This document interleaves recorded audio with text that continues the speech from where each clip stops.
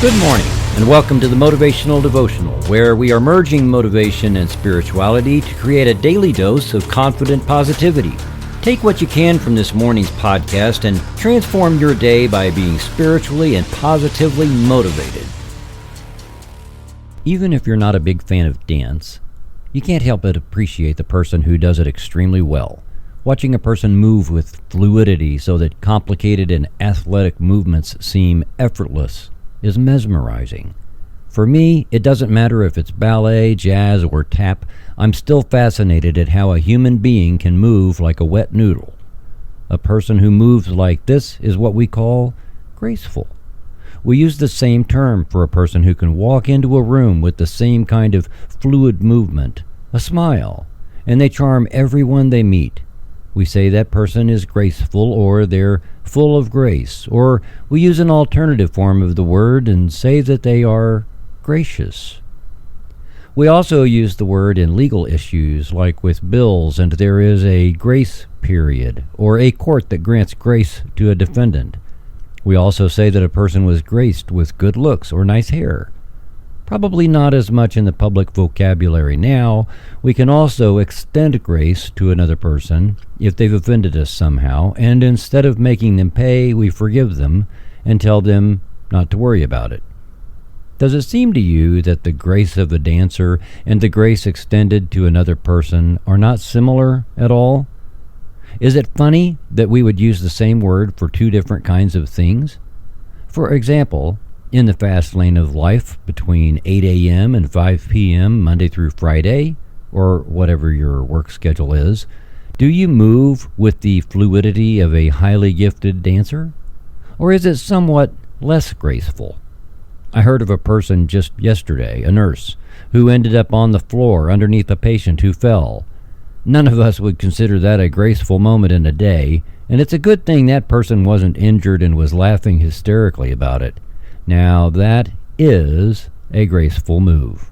What we need to remember is that how we move physically is less important than how the spirit of the universe moves us through life.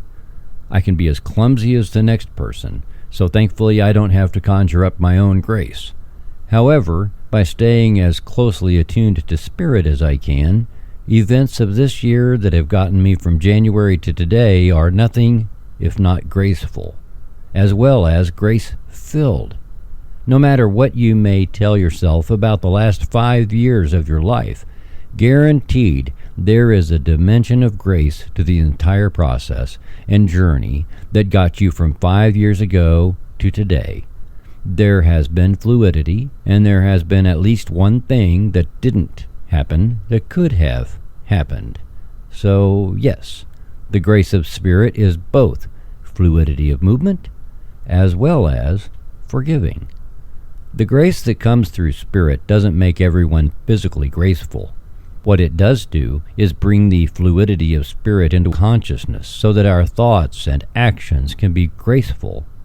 If you feel like your mental process is often like that of a lumbering buffalo, and I do have those kinds of days, attune more to spirit so that your mental process can be more graceful. And you can get to the point that you go about your day more like a highly gifted dancer. Your thoughts and your activity will have more poise and confidence. As you live in more grace and extend more grace to others, you will receive more grace all the time. Your journey in life will be more graceful too. Regardless of what we are like physically, everyone and anyone can become a grace-filled person who passes on that grace to others, and know that as you do, all of creation is conspiring in your favor. Trust that the universe always has your back and is extending grace to you right at this moment. Novelist Anne Lamott said, "I do not at all understand the mystery of grace, only that it meets us where we are, but does not leave us where it found us." Thank you for taking the time to listen today. Please help keep this podcast going by following the Motivational Devotional Facebook page, following @ThreefoldAway Radio on Twitter, and sharing the written format of today's message from motivational-devotional.com on your social media.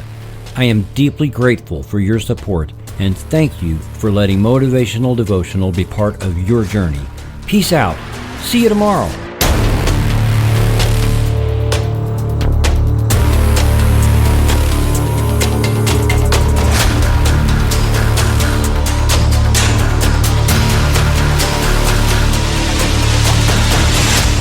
Motivational Devotional is a production of Threefold Way Radio, LLC.